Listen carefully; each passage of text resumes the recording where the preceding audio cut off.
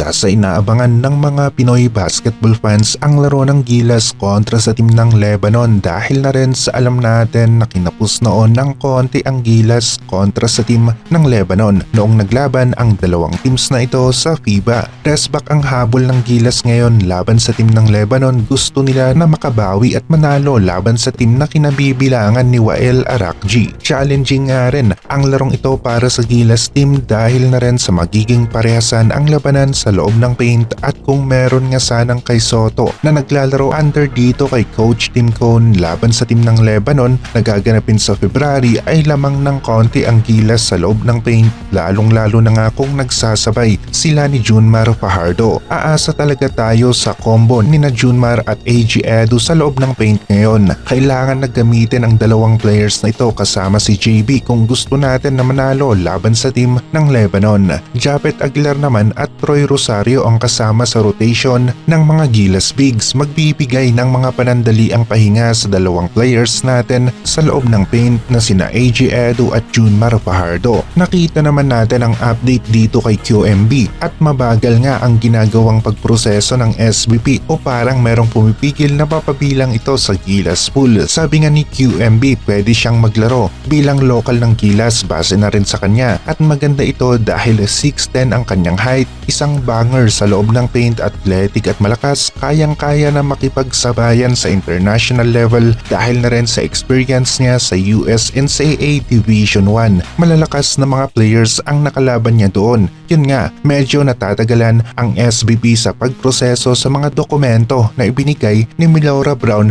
na magbibigay ng pruweba na pwede siyang maglaro bilang isang local player ng Gilas. Malakas pa rin ang Gilas, solid na solid ang pwedeng maging starting five: Junmar Fajardo, AG Edu, Justin Brownlee, Chris Newsome, Dwight Ramos, pwede rin na si Scottie Thompson at iba pa. Ilang araw na nga rin lang ang lumipas noong nagbigay ng dokumento si Milora Brown sa SBP at wala pang update na inilabas ang SBP. Gayong papasimula na rin ang third window ng FIBA Asia Cup qualifiers, ilang tulog na lang. Pwede na sa presyo nagkakatalo at yung commitment nga rin ng player na naaapektuhan rin ng mga agent kung minsan. Alam naman natin na ang binubuong team ni Coach Tim Cone ay yung steady na team, palaging nandyan at kahit na injured pa nga ay kasali pa rin sa training camp, nag-oobserba sa ensayo habang nagpapagaling. February 13 ang simula ng tournament na sasalihan ng Gilas kasama ang team ng Lebanon, Egypt at Qatar. Kay Soto update naman tayo at magka-undergo ng surgery si Kai kaya asahan natin na ilang buwan itong mawawala sa hard court.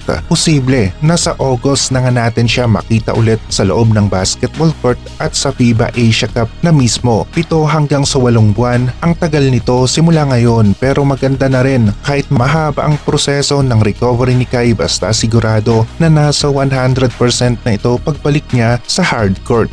Nakita natin na marami sa mga local players ng PBA ang nagkaroon ng ACL injury pero malakas na nakabalik sa loob ng basketball court, parang hindi nagkaroon ng injury sa ACL kagaya na lamang ni na Chris Banquero, Alin Maliksi, Poy Eram, Ian Sanggalang at marami pang iba. At kung titignan mo ang galawan ng mga players na ito ay parang hindi sila nakaranas ng ACL injury. Sa NBA naman mas marami ang nakakabalik mula sa ACL injury. Jamal Murray, MVP ang galawan at iba pa. Nakita rin natin na malaki ang agarang return rate ng mga players sa NBA mula sa ACL injury at nakakabalik sila kaagad sa hard court pagkatapos ng reconstruction. 98% ay nakakabalik nga sa season pagkatapos ng ACL reconstruction. Iba nga rin ang teknolohiya ng US, mga nabaling buto nga sa paa na pagdudugtong pa nga nila kagaya na lamang ni Paul George na ang galawan sa hardcourt ngayon ay parang hindi nakaranas na lumabas ang kanyang buto sa paa. Sa Japan ang surgery ni Kai at sa disiplina at teknolohiya nga rin ng Japan, yung mga gamit nila ay masasabi natin na di kalidad nga rin at magiging maganda ang kalalabasan ng surgery ni Kai.